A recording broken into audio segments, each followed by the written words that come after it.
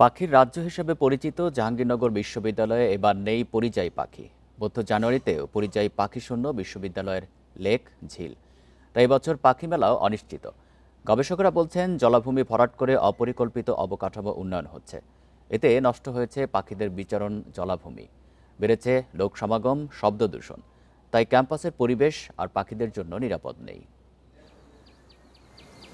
পরিযায়ী পাখি শূন্য জাহাঙ্গীরনগর বিশ্ববিদ্যালয়ের ট্রান্সপোর্ট এলাকার লেক। তবে মাঘের রোদ পোহাতে ব্যস্ত কয়েকটি পানকৌড়ি।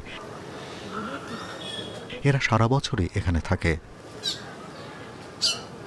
রেজিস্ট্রার ভবনের বিপরীতের লেকটিতে কয়েকটি জলপিপির দেখা মিললেও চিরচেনা সরালি হাঁস পাখির কোনো সন্ধানই নেই। ক্যাম্পাসে রবীন্দ্রনাথ হলের সামনের লেকে দেখা গেল 3টি শামুকখোল পাখি। জলাভূমির ধারে খাবার সন্ধান করছে তারা।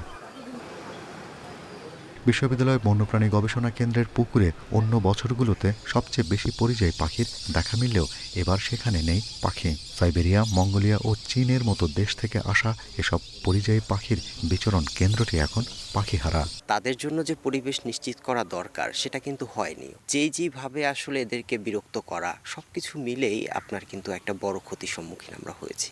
লেকগুলো হচ্ছে আপনার ওই ভরাট হয়ে যাচ্ছে এবং এখানে আপনার হচ্ছে মানে সেরকম পরিচর্যা করা হচ্ছে পাখিদের জন্য। একসময় এসব লেকে পোচার্ড, গার্গেনি, খয়েরি ডাহুক, মানিকজোড় সহ 50 প্রজাতির পরিযায়ী পাখি দেখা যেত। তবে গত কয়েক বছর ধরে ঝিল ভরাট করে নির্মাণ হচ্ছে ভবন, বেড়েছে শব্দ দূষণ। তাই বদলে গেছে জাহাঙ্গীরনগর বিশ্ববিদ্যালয়ের চেনা পরিবেশ, ভেঙে পড়েছে এখানকার জীববৈচিত্র্যের স্বাভাবিক জীবনচক্র। 7-8 প্রজাতির পরিযায়ী হাঁস আমরা দেখতাম। সেখানে ল্যাঞ্জা আসতো, নীলপাখা হাঁস, ভুতি হাঁস এগুলো আসতো। কিন্তু ইদানিং এগুলো আসে না বললেই চলে, অথবা আসলেও হয়তো পুরো শীতকালে একটা দুটো।